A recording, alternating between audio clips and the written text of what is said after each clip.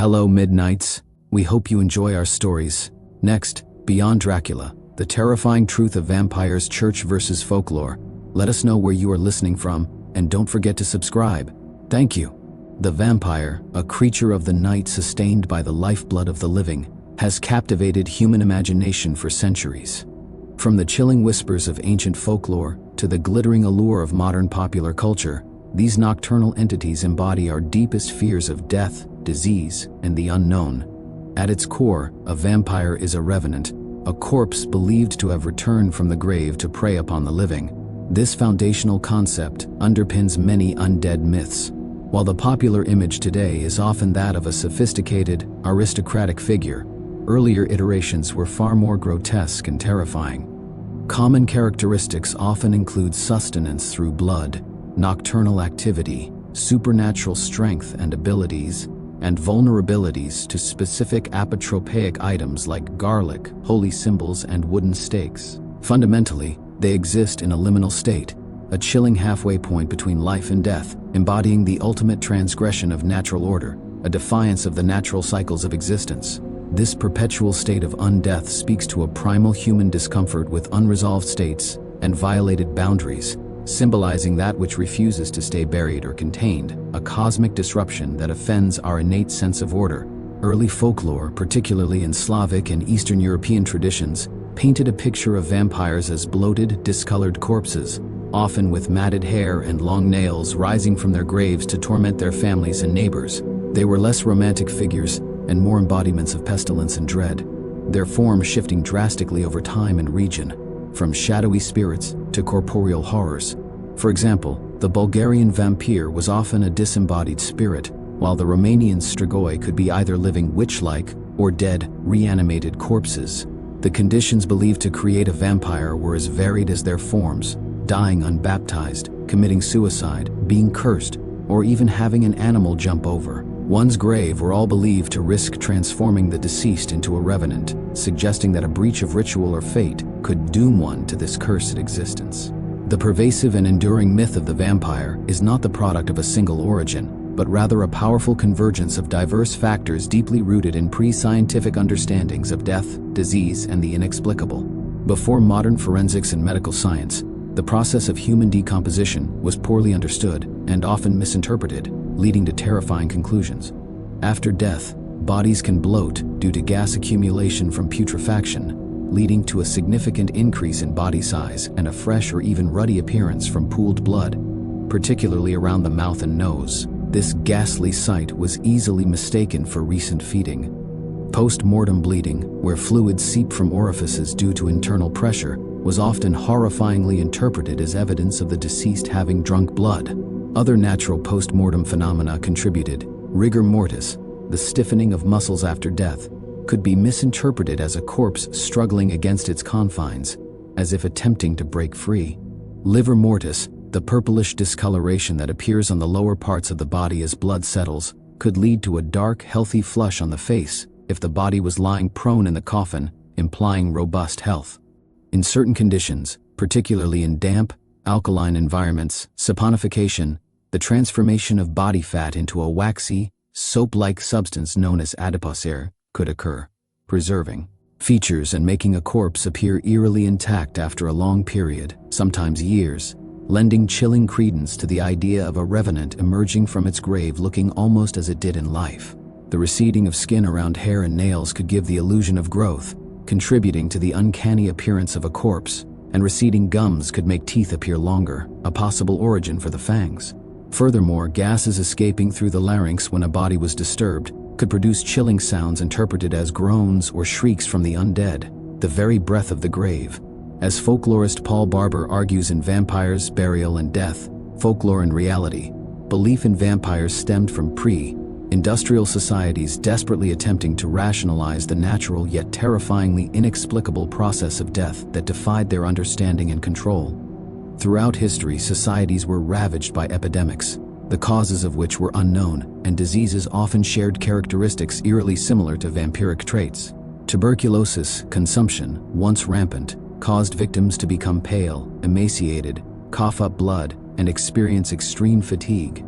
often wasting away slowly even as their breath contaminated others. Entire families could be wiped out, leading to the terrifying thought that the first victim was returning from the grave to infect their kin, a spectral plague spreading from the tomb. Tuberculosis was a leading cause of death in 18th and 19th century New England, for instance, sometimes claiming around 2% of the region's population from 1786 to 1800, leading to mass exhumations in what became known as the New England Vampire Panic, where the hearts of the deceased were often burned to stop the supposed spread. Rabies also presents a particularly striking link, with symptoms like aggression, insomnia, hypersensitivity to light and water, hydrophobia, and a tendency to bite. A major rabies epidemic in Eastern Europe strikingly coincided with the emergence of dramatic vampire tales, fueling theories of animalistic, uncontrollable urges driving the afflicted. Though its direct impact on early myths is debated, porphyria, a rare genetic blood disorder, causes severe sensitivity to sunlight, receding gums that can make teeth appear prominent, and neuropsychiatric symptoms, offering fascinating medical parallels to vampiric afflictions that could be interpreted as supernatural. Similarly, pellagra, a dietary deficiency common in the 18th century, produced symptoms like extreme skin sensitivity to sunlight, insomnia, aggression, and an inflamed tongue, which could make the mouth appear bloody. These outbreaks, lacking scientific explanations and devastating communities, naturally led desperate communities to seek supernatural causes, personifying the unseen killer as a returning ghoul. Long before specific vampire myths, many cultures held beliefs about the restless dead, spirits, and demons. The idea of revenants returning to haunt the living is ancient and widespread. Individuals who died outside societal norms, such as suicides, those who died violent deaths, or the unbaptized, were often believed more likely to return, linked to improper burial rituals or lack of religious rites that would ensure their peaceful rest. This fear of the improperly dead often intertwined with social anxieties, as scholar Evangelos Avdiko notes.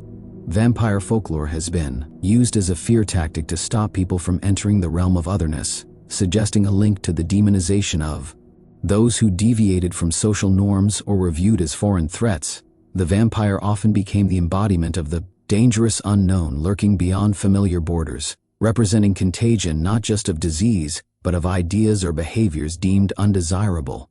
As stories and beliefs were passed down and across communities, the myth evolved, with diverse Slavic regions, for example, each having variations like the upir, vrikolakas, or strigoi, contributing to its rich tapestry of local horror.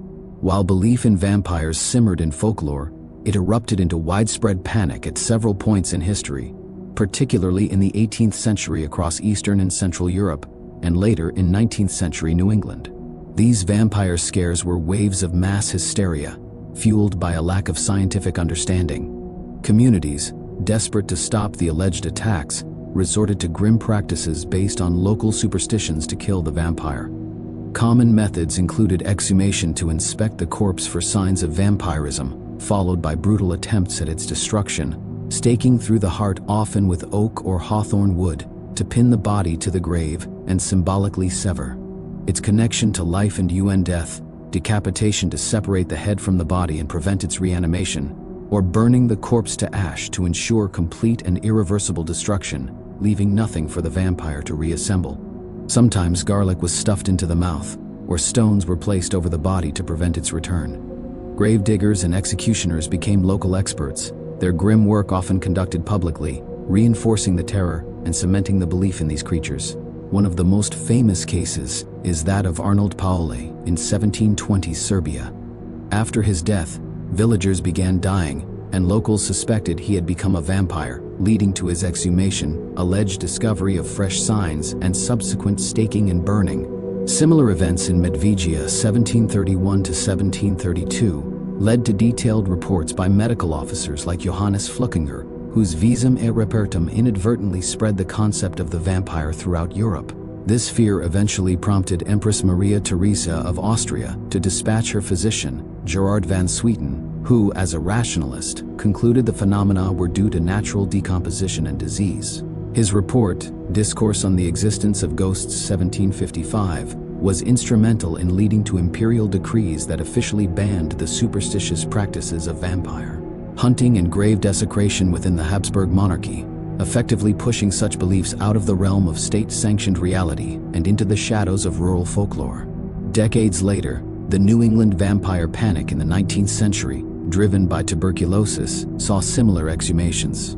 The infamous 1892 case of Mercy Lena Brown in Rhode Island, whose well-preserved body was misinterpreted as vampiric, led to the burning of her heart in a desperate, futile attempt to cure her ailing brother. These events mark a critical turning point, spreading the myth while simultaneously spurring early scientific inquiry, pushing the vampire from perceived reality into folklore and fiction. During this period, the Catholic Church, a dominant spiritual authority throughout much of Europe, never issued a singular, dogma-level pronouncement specifically defining or confirming the existence of the vampire phenomenon as we understand it today.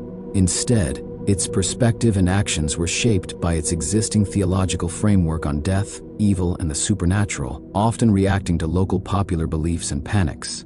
From the Church's viewpoint, the reanimation of a corpse in a malevolent way was primarily seen as a perversion of God's creation and a mockery of the true resurrection of Christ, which promised eternal life through divine grace. Such phenomena, if considered real, were attributed to the direct influence of demons or the devil. Many folk legends, especially in the regions where vampire beliefs were strongest, linked vampirism to those who died outside the Church's graces: suicides, the unbaptized, excommunicated individuals, or those who committed grave sins. Their restless state after death was considered a divine punishment or a consequence of their spiritual corruption.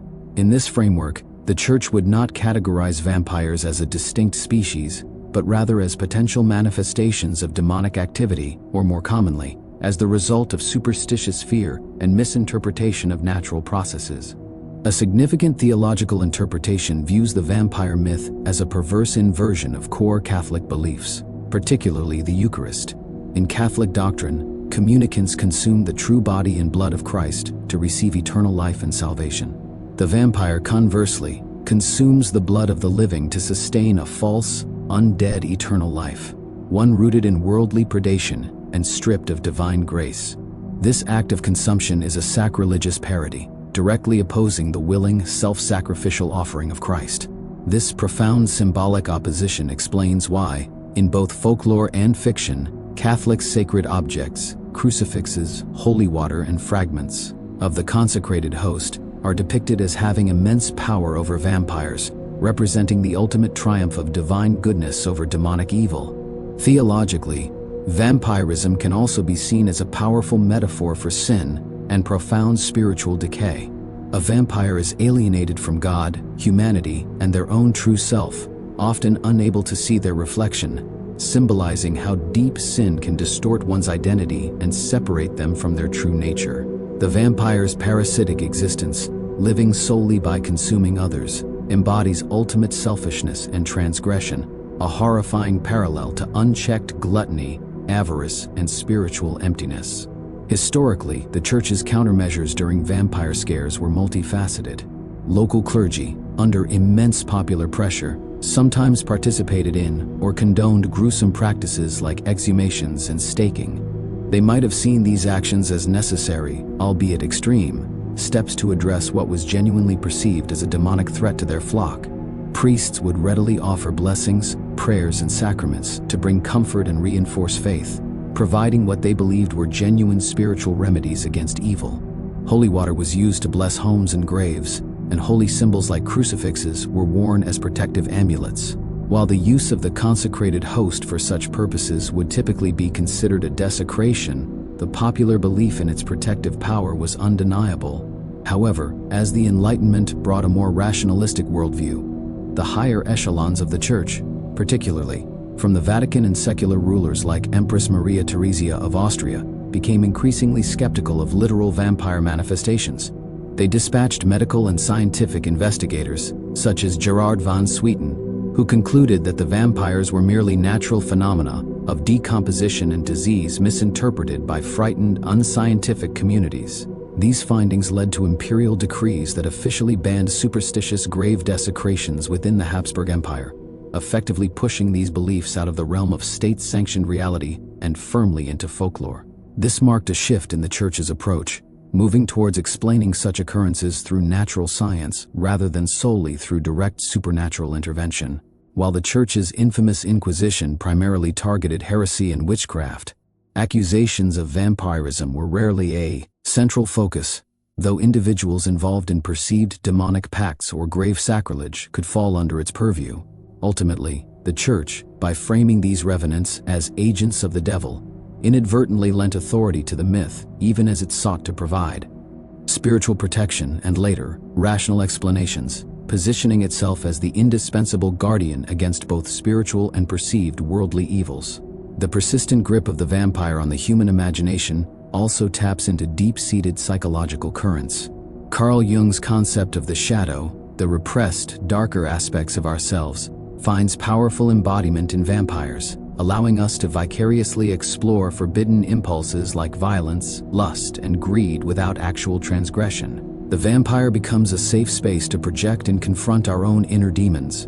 Modern psychological interpretations, particularly through the lens of narcissistic personality disorder, see striking parallels in the vampire's parasitic need to feed on others, mirroring an insatiable need for external validation, control, and a fundamental lack of empathy that characterizes exploitative relationships. The vampire's liminal existence between life and death plays directly into our primal fear of mortality and our desire for immortality, presenting eternal life as a curse rather than a blessing, highlighting the inherent loneliness and ennui of endless existence, where every human connection becomes transient and every memory a source of pain. This philosophical burden of unending time, watching civilizations rise and fall, further deepens the tragic aspect of the modern vampire. Its immense lifespan offers a unique, detached perspective on human history, sometimes leading to profound cynicism or a detached scholarly observation of the fleeting nature of mortal endeavors. Especially in modern literary forms, the vampire is imbued with forbidden sexuality, with the bite and blood exchange blurring lines between pleasure, pain, life, and death, challenging societal taboos around desire and consumption in ways both terrifying and alluring. Beyond physical sustenance, the act of drinking blood often symbolizes a profound, intimate, and often violating exchange of identity, life force, or even consciousness, a twisted form of communion that binds victim and predator.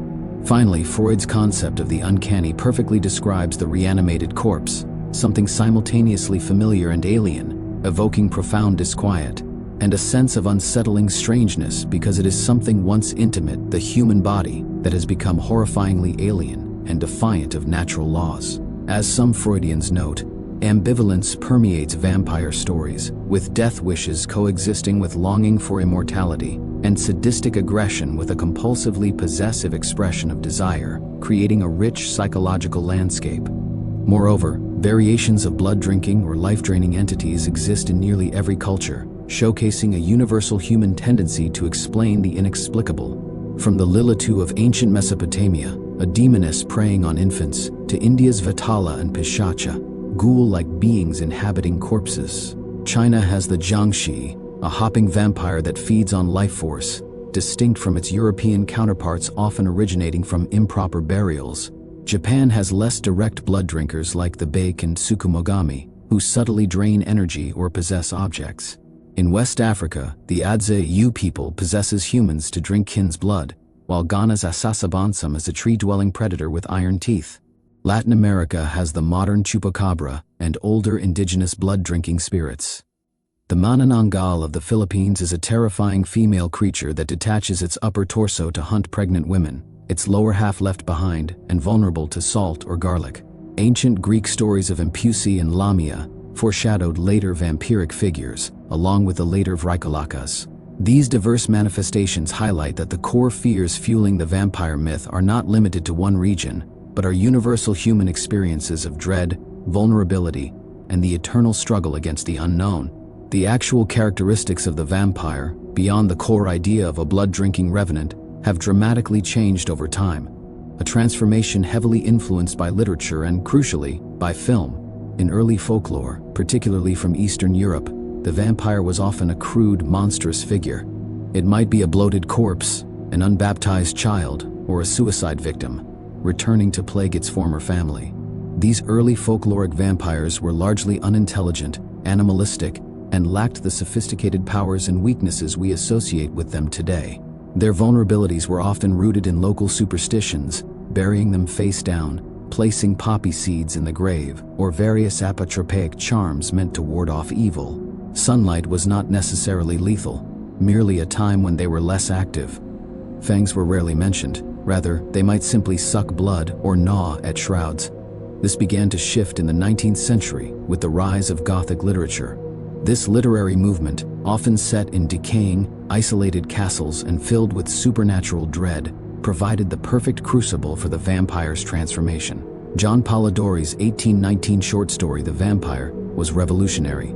It introduced Lord Ruthven, an aristocratic, charismatic and seductive vampire, fundamentally altering the image from a peasant ghoul to a nobleman. This vampire possessed charm, intelligence, and the ability to move freely in high society, a stark contrast to his folkloric predecessors.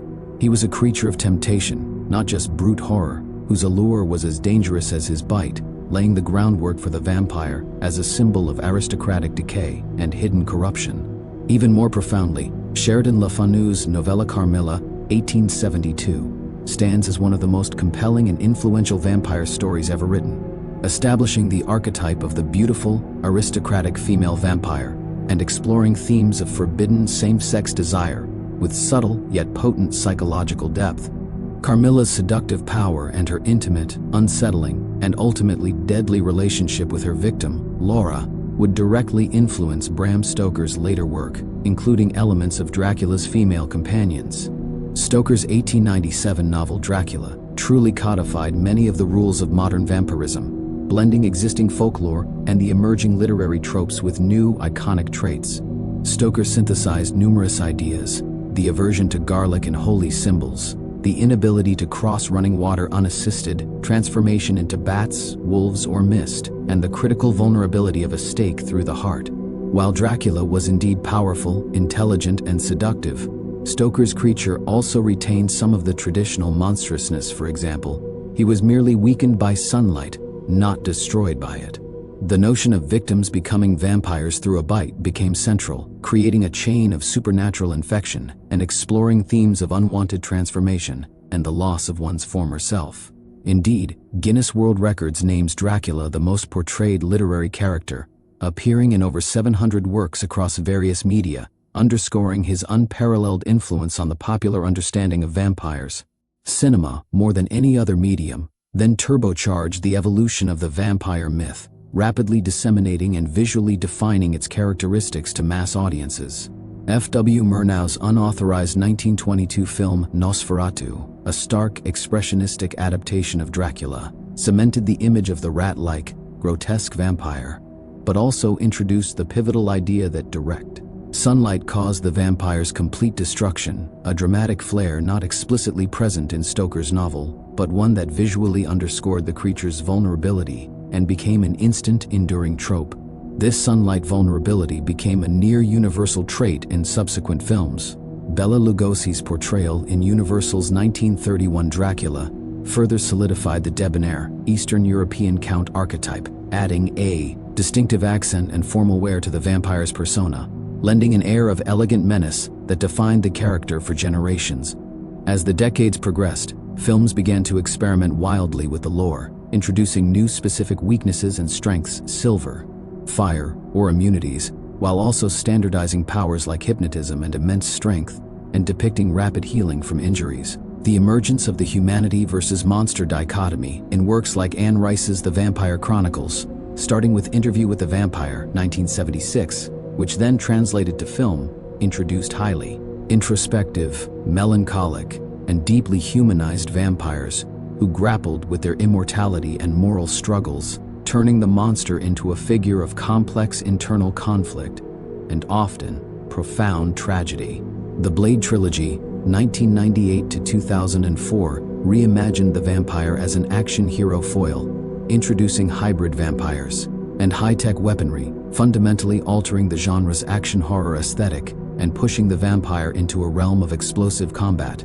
Stephen E. Meyer's Twilight series 2005 onwards, massively influential with hundreds of millions of books sold and billions in box office revenue, mainstreamed the vegetarian or sparkling vampire, emphasizing romance and ethical restraint, appealing to a younger demographic and showcasing the myth's incredible adaptability to new cultural trends and the desire for safe monsters. Television shows like Buffy the Vampire Slayer, 1997 to 2003, and True Blood, 2008 to 2014, constructed elaborate vampire societies with hierarchies and politics, exploring themes of integration and prejudice, often blending horror with comedy, drama, and romance. Video games like Vampire: The Masquerade, dating back to 1991, further delved into complex vampire clans and morality, offering players choices that shaped their undead existence and explored the nuances of their eternal damnation, their struggle for survival, and the lure of power.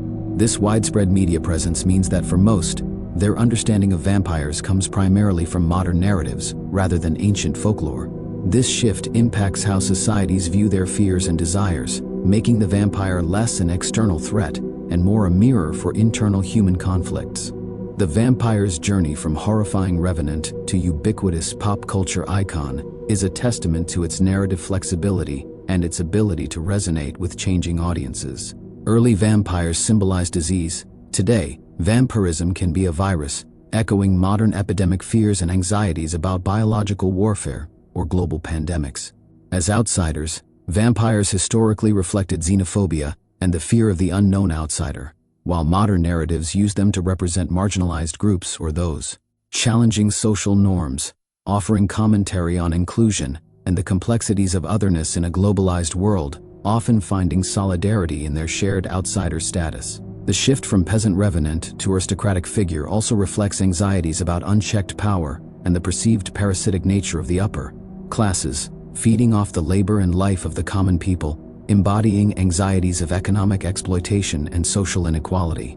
The romanticization of vampires in recent decades, depicting them as tragic figures burdened by immortality, speaks to a cultural desire for empathy with the other and the complex burdens of eternal life, often tying into the yearning for eternal youth and the desire to escape the inevitability of aging and death. This timeless allure also extends to the vampire's aesthetic, their often elegant fashion, mysterious homes, and refined demeanor appealing to a fascination with power, ancient lineage, and a dark, alluring sensuality that transcends fleeting trends. Their aversion to holy symbols and soulless nature can reflect anxieties about declining religious belief or eroding morality in a secularizing world. Beyond merely embodying primal fears, the vampire serves as a multifaceted symbol, evolving to represent society's most pressing concerns and fascinations. For instance, the vampire's insatiable hunger can be a potent metaphor for unchecked consumerism or addictive behaviors, reflecting a fear of desires that consume and destroy, whether it be drugs, power, or material possessions. The very act of feeding becomes an analogy for unfulfilled craving, a hunger that can never truly be sated. This can extend to the undead corporation as a vampiric entity, feeding on resources and exploiting human lives without remorse, a critique of unbridled capitalism and environmental destruction. Simultaneously, the vampire's struggle to survive and integrate often symbolizes the plight of the outsider or the marginalized, allowing audiences to explore themes of acceptance, prejudice, and identity in a supernatural context. The perpetual torment of immortality also transforms the vampire into a profound symbol of existential dread, questioning whether eternal life is truly a blessing or an unbearable curse, especially when confronted with loneliness and loss across centuries, forced to witness the endless procession of human lives and deaths, stripped of the comforting illusion of permanence. This deep symbolic richness ensures the vampire's continued relevance. Even the figure of the vampire hunter, a counterpoint to the vampire, offers depth. Characters like Van Helsing or Buffy Summers embody humanity's courage, resilience, and unyielding drive to confront and contain existential threats, representing the constant struggle against the forces that threaten to consume us, both external and internal, a fight to preserve humanity's soul against overwhelming odds. The historical figure of Vlad the Impaler, while not a true vampire, illustrates how real human cruelty can be. Appropriated by myth, blending historical horrors with supernatural dread, suggesting that the true monster often lies within humanity itself. Beyond the classic mold, the vampire myth has diversified into numerous fascinating subtypes. For example, Classic folklore vampires are the grotesque, mindless revenants from Eastern European folklore, not necessarily charming and vulnerable to simple folk remedies. In contrast, Gothic vampires like Dracula and Carmilla are elegant, aristocratic, and seductive figures with supernatural charm, intelligence, and a tragic backstory, typically nocturnal and susceptible to religious symbols, garlic, and stakes. Modern narratives have introduced scientific infectious vampires, where vampirism is viewed as a virus or genetic anomaly, vulnerable to medical cures, as seen in Blade or I Am Legend. Psychic energy vampires don't feed on blood but drain life force or emotions, often subtly, their predation sometimes unconscious. A significant modern departure is the Daywalker, a vampire who can withstand sunlight, often due to mutation or technology, allowing for more dynamic narratives in which vampires are not confined to the night. Popularized recently are reformed good vampires, who struggle with their nature, choosing to abstain from human blood or live peacefully among humans, representing themes of redemption and overcoming inner demons. A particularly compelling modern iteration is the villain with a code vampire, who, despite their monstrous nature, adheres to a strict internal moral compass, or a set of ancient vampiric laws, adding a layer of complex anti-heroism that challenges simple good versus evil narratives and blurs the lines of morality. Even in children's literature and media, the vampire has found a place, often sanitized or reinterpreted as friendly monsters or misunderstood outcasts, teaching lessons about difference and acceptance rather than pure horror. The portrayal of female vampires offers a particularly insightful lens into evolving societal views on gender, power, and sexuality. Early folklore saw female revenants as grotesque, embodying fears of unchecked female power, like the child-eating Greek Lamia or the malevolent Striga. The Gothic era, with works like Sheridan Le Fanu's Carmilla 1872, introduced the seductive predatory female vampire, reflecting Victorian anxieties about female sexuality and subverting demure female roles. By presenting a powerful, alluring, and dangerous female entity that both entices and destroys, often through psychological manipulation as much as physical predation, a potent symbol of forbidden desires. Contemporary female vampires, from Buffy the Vampire Slayer to Underworld and True Blood, often embody fierce independence, agency, and complex morality, challenging patriarchal structures and exploring themes of female empowerment and the complexities of desire from a female perspective, moving far beyond simple victimhood to become protagonists, antagonists, and nuanced figures in their own right, reflecting the changing roles and perceptions of women in society. Beyond fictional portrayals, the myth has even influenced self-identified real vampire subcultures that exist today, particularly in Western societies. These communities are diverse, often including sanguinarian vampires who claim a physiological need to consume small amounts of human or animal blood consensually from donors, psychic energy vampires who believe they need emotional energy from others, and lifestyle vampires who identify with the aesthetic and philosophy without consuming blood. Sociologists and anthropologists, such as Dr. John Edgar Browning, emphasize that most real vampires are well-adjusted individuals who find identity and community within these subcultures, providing a framework for understanding their unique needs or preferences and fostering a sense of belonging, often lacking in mainstream society, allowing them to explore identity outside conventional norms and providing a sense of meaning or purpose through shared experience and a unique worldview. While the article largely attributes the vampire myth to misinterpretations of natural phenomena, disease, and psychological factors, it acknowledges other viewpoints. Some individuals, particularly those rooted in spiritual traditions, might argue that a purely scientific explanation dismisses a genuine supernatural basis, suggesting ancient cultures perceived realities beyond modern scientific measurement. Our article responds by analyzing how beliefs formed within a pre-scientific context, focusing on the myth's genesis in human experience rather than disproving supernatural beings. Another critique might suggest an overemphasis on European origins, potentially downplaying independent myths from other cultures.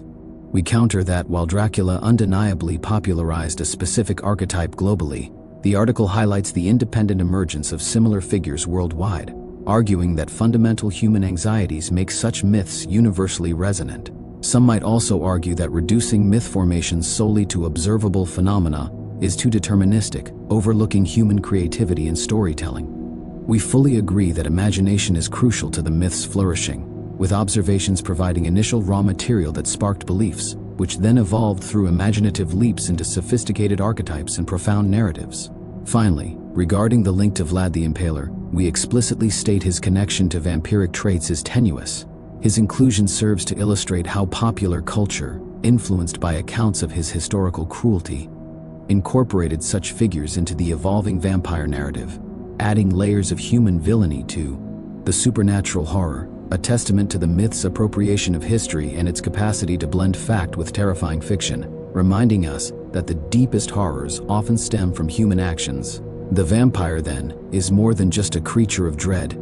It's a living shadow cast by humanity's evolving fears and desires, ever shifting its form to mirror our anxieties back to us. Just as a shadow stretches and contorts with the changing light, the vampire myth continuously reconfigures itself to embody the shape of our collective concerns about death, disease, power, sexuality, and the unknown. Its enduring power lies not in its physical presence, but in its profound ability to embody the very struggles of the human condition, making it an eternal part of our cultural dialogue and a timeless reflection of our deepest selves.